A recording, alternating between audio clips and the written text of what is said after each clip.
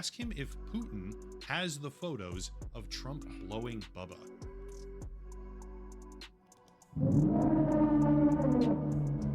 Oh, Trump blowing who?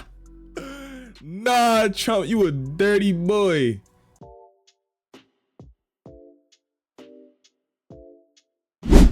Yo. Welcome back to the room, back at another video. Today we're gonna be reacting to the worst of 20,000 Epstein emails, bro. We've been waiting for them files. Before we get into this video, make sure to sub, like the video, and comment if you feel like it. Let's get straight into it.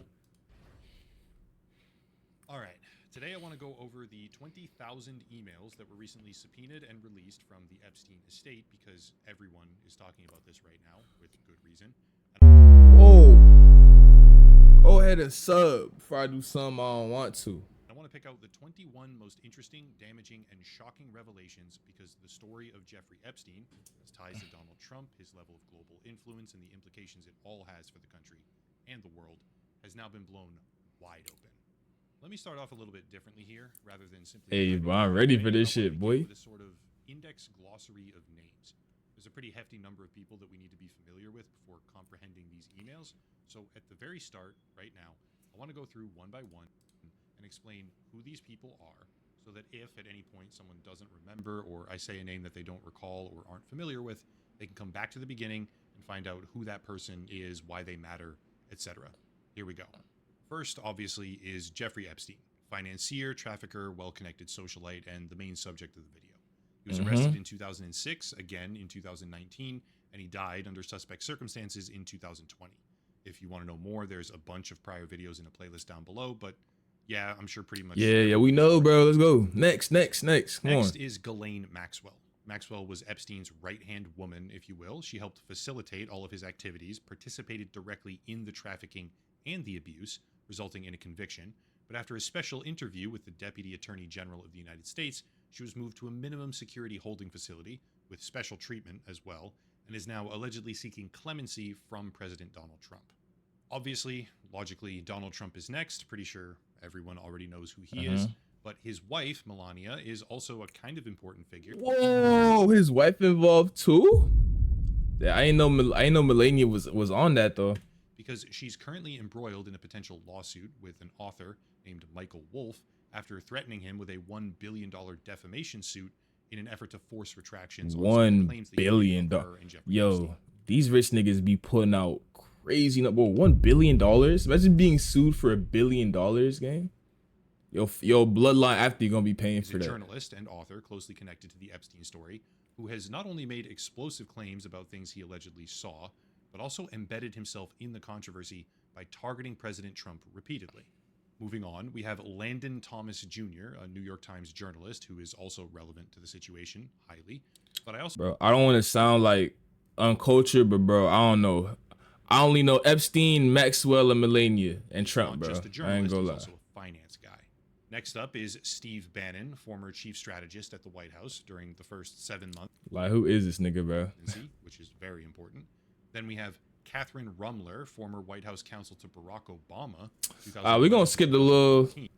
We can, if y'all really want to, we gonna pause it. Oh shit, y'all can pause it. There's a few more names here and there, but those are the ones that we need to fully understand, because the 21 most interesting or damaging emails specifically refer to, come from, or are exchanged with one of these people. With that fully out of the way, let's dive right in.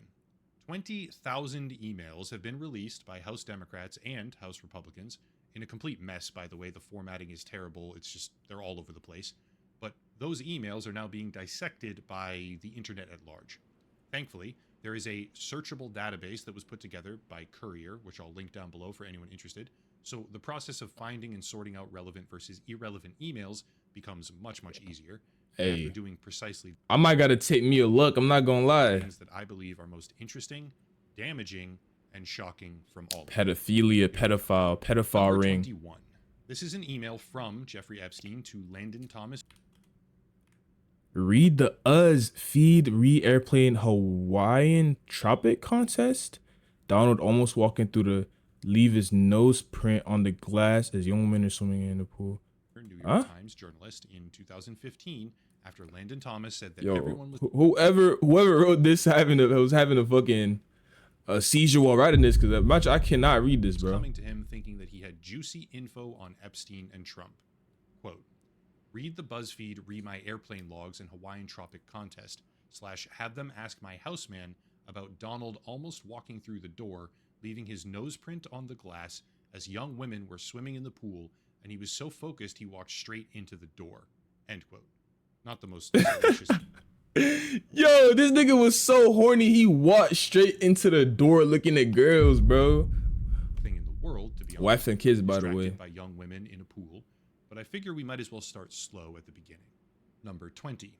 Contained in the very same email thread about how people assumed there was juicy info, Epstein also says, quote, would you like photos of Donald and girls in bikinis in my kitchen?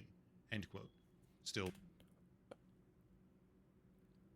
Donald and the girls in the bikini? So Donald also in the bikini? nothing explicitly wrong with that per se, but certainly a step up in severity. That is, Epstein offering ambiguous or potentially compromising photos of Trump to a reporter. Number 19. This is where things get much more complicated. Donald Trump has long maintained that he split away from Jeffrey Epstein entirely in the early 2000s. There's been multiple contradicting reasons directly cited for that breakup, let's call it, but all of them occur between 2004 and 2007. At least, that's what we've been told. In an email thread from an unknown redacted sender as of 2017, a visitor was on their way to Epstein's house, notably the second floor of Epstein's house, which is where prominent victim Virginia Giuffre specifically indicated the massage tables were, and the bedrooms with cameras. The massage documented in tables. evidence photographs, aka the. Nah, they was over there getting freaky. Nah, not that regular freaky. That really freaky. Like, you know what I'm saying? Cameras in the rooms is crazy, bro. Abuse occurred. This unknown person went to meet him as part of an exchange where they ask for a door code, while Epstein says that the house is more private for a meeting. And then suddenly, quote, I'm at the door, but I will wait for my time. I don't want to come early to find Trump in your house, end quote. And keep in mind, this is 2017, nearly a decade after the two had supposedly parted ways. Number 18. This is an exchange allegedly between Steve Bannon and Jeffrey Epstein. Reading, quote, from Epstein, Prince Andrew and Trump today. Too funny, Bannon. Recall Prince Andrew's accuser came from Mar-a-Lago. Further down, can't believe no one is making you the connective tissue, referring to Epstein. To which Epstein then replies, F and B only, end quote. Seemingly speaking in code, I guess. I did it, bro. I'm not understanding what's going on right now, bro. I ain't gonna lie. I'm trying to lock in to understand, but I'm not understanding. Sure what to make of that one, but I certainly thought it was interesting. Number 17. This is an exchange between Kathy Rumler, former White House counsel to Barack Obama, and Jeffrey Epstein in 2014. Quote from Epstein, you need to talk to boss, Rumler responds. Agreed, but I need to be prepared to say yes before I talk to him. Epstein again, understood. It comes down to high risk / reward, low risk / reward, professional, emotional, and financial. After which Rumler responds, most girls do not have to worry about this crap. And Epstein says, girls? Careful, I will renew an old habit. After which he lists off some of the world's most powerful businessmen and politicians, saying, you are a welcome guest at any. Also, if you think there are interesting people in town, everyone here for Climate Summit, Clinton, Security Council, holy shit, I'm on or next 30 minutes, end quote. One thing I should mention right now before going further, these emails are... I ain't gonna lie, I'm confused as hell, bro. I don't really get what's being said right now. I ain't gonna lie, I'm just seeing words right now, bro. Absolutely full of typos. Epstein and multiple of the people that he regularly corresponded with had precisely zero regard for proper grammar, so if it sounds like near gibberish at times, that's just what the emails look like. That's anyway, what I'm saying, bro. I'm not understanding. Might renew an old habit in reference to girls is certainly a little bit suspect when it comes to the most prolific abuser in human history. Number 16. This is another exchange between Rumler and Epstein on a thread titled Donald Trump's High Crimes and Misdemeanors. Rumler says, quote, it makes no difference whether it was his money. Issue is failure to disclose. Plus, fact that he has lied his ass off about it makes clear that he knew it was illegal. To which Epstein responds, you see, I know how dirty Donald is. My guess is that non-lawyers, New York biz people have no idea what it means to have your fixer flip, end quote. That particular thread is probably about the criminal cases that Trump faced in New York, presumably, but the idea of Jeffrey Epstein saying, I know how dirty Donald is, should make even the most devout supporters raise an eyebrow. Just to hammer that point home, number 15 is an exchange between Larry Summers and Jeffrey Epstein in which Epstein says, quote, recall I've told you I have met some very bad people, none as bad as Trump. I mean, let's be honest. We knew this already. We knew Trump was a demon, but we're trying to find out not one decent cell in his body. Nah, that boy is talking crazy. Bad as Trump. Not one decent cell in his body. So yes, dangerous, end quote. Ideally, at this point, the gravity of the situation is beginning to present itself, but we are truly, genuinely only just beginning to scratch the surface of how bad this is getting. Number 14. This is another chain between Epstein and a redacted correspondent. I ain't gonna lie, hey, says, quote, I might just skip through because, bro, I'm trying to all blow over. They're trying to take me down, trying to take down Trump, doing whatever they can to do that. I am the one able to take him down. It will all blow over. They're really just trying to take down Trump and doing whatever they can to do that. To which Epstein replies, it's wild because I am the one able to take him down, end quote. Let me pose a question here. Why is it that Epstein, at the end of 2018, shortly before he was arrested the second time and then died under suspect circumstances, why is it that he's explicitly saying, I'm the one able to take him down about the sitting president of the goddamn country? Just food for thought. Now for an even crazier one. Number 13. How many people remember this right here? The weird Bill Clinton painting that Epstein had with a blue dress and red high heels? Anyone? Okay. Bro, what the fuck? Yo. Okay, well, keeping in mind that this painting was owned by Epstein and hanging in his Manhattan home, let's take a look at this particular email thread between Jeffrey Epstein and Mark Epstein, his brother, in 2018, which says, quote, how are you doing? All good, Bannon with me. Ask him if Putin has the photos of Trump blowing Bubba.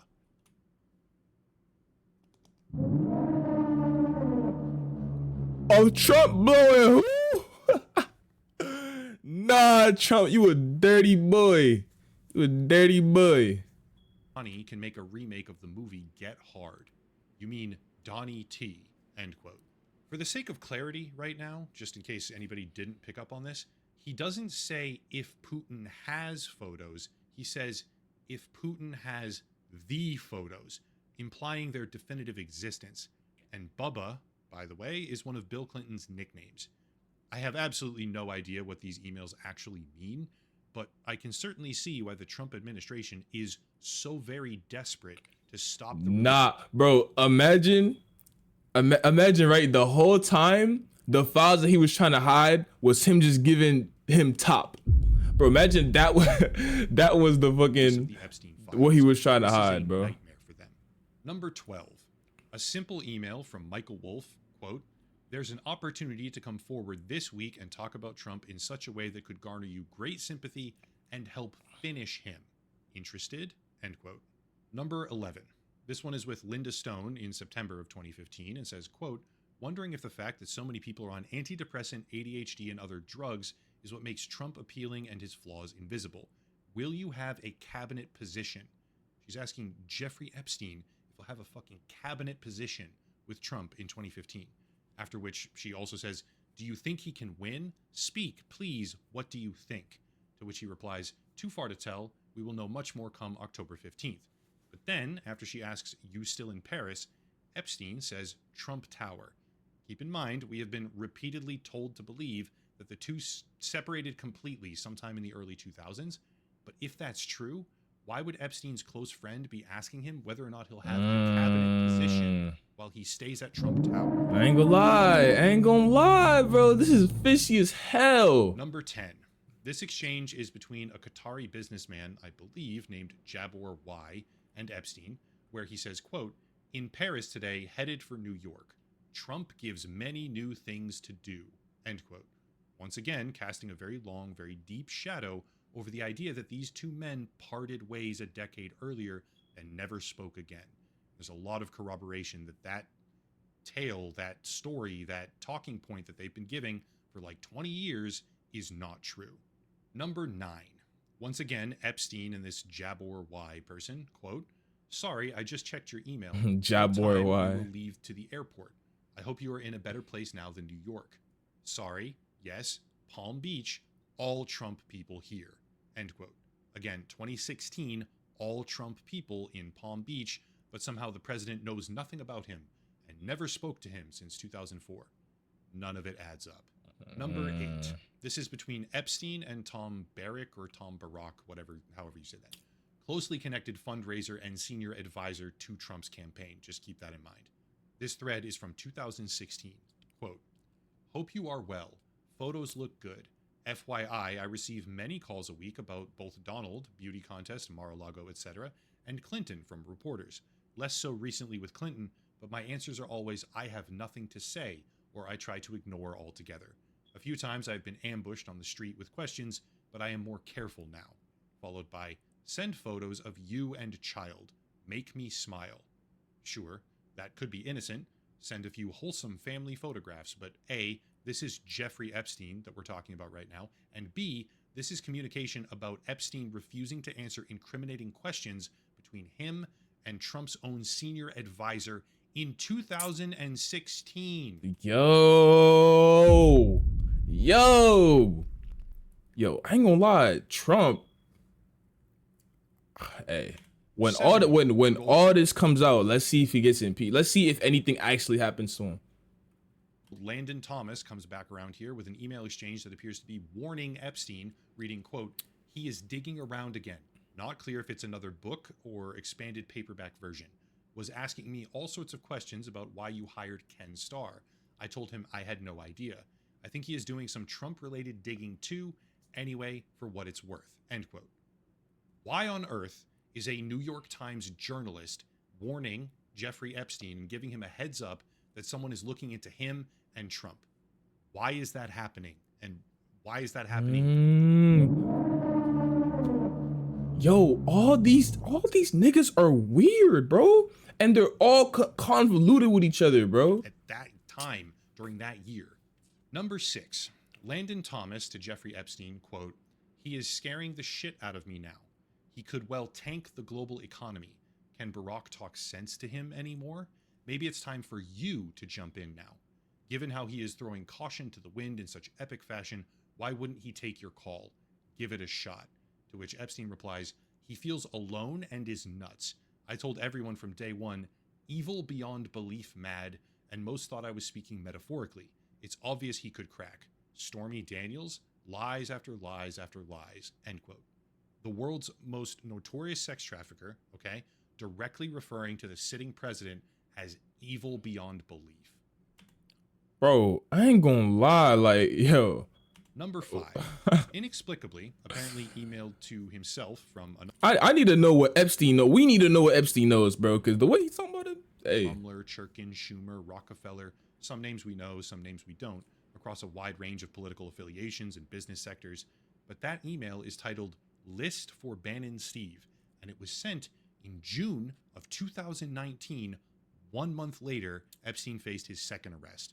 I don't know what that list is for. I don't know all the people that are on it, right? I don't recognize all of these names, but I can tell you that this is a tiny little fraction of the files that are being withheld from the public, and that the level of discrepancy between what we now see in black and white correspondence versus what the current administration has been incessantly claiming is unignorable. They are not telling the truth. They aren't. Number 4, now for some of the most damning things, okay? In a 2018 email thread between Epstein and Thorbjorn Jagland, we can see, quote, "I think you might suggest to Putin that Lavrov can get insight on talking to me. Vitaly Churkin used to, but he died." After which Epstein continues later, "Churkin was great. He understood Trump after our conversations. It's not complex. He must be seen to get something. It's that simple." End quote. Let's get something straight right now, okay?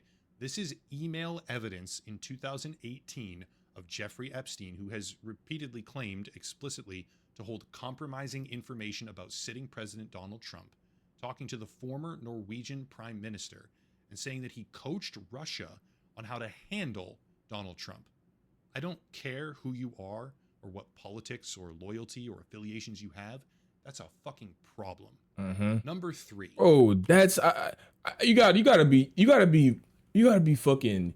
You could be a fucking dumbass to not to, and you would still see that that's just fishy, bro. I'm not gonna lie. Last 3 are some of the most common. Overly They're fishy. the ones that mainstream media have been fixating on, I guess, the most. But there's a very good reason for that. From Epstein to Ghislaine Maxwell, quote, "I want you to realize that the dog that hasn't barked is Trump. Virginia spent hours at my house with him. He has never once been mentioned, police chief, etc. I'm 75% there." To which Maxwell replies, "I've been thinking about that," end quote.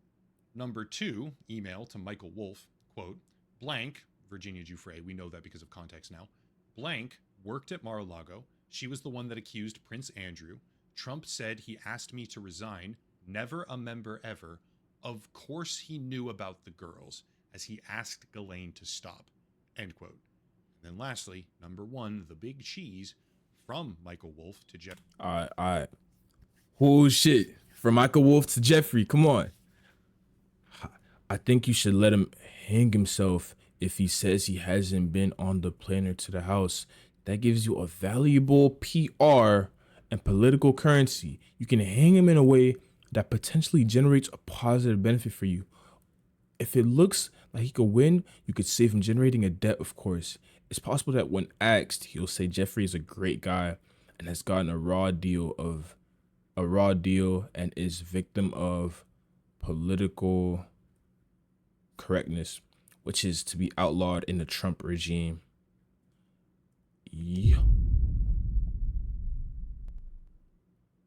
Yo, these niggas are sinister as fuck, bro. Epstein at the end of 2015, quote, "I hear CNN planning to ask Trump tonight about his relationship with you, either on air or in scrum afterwards."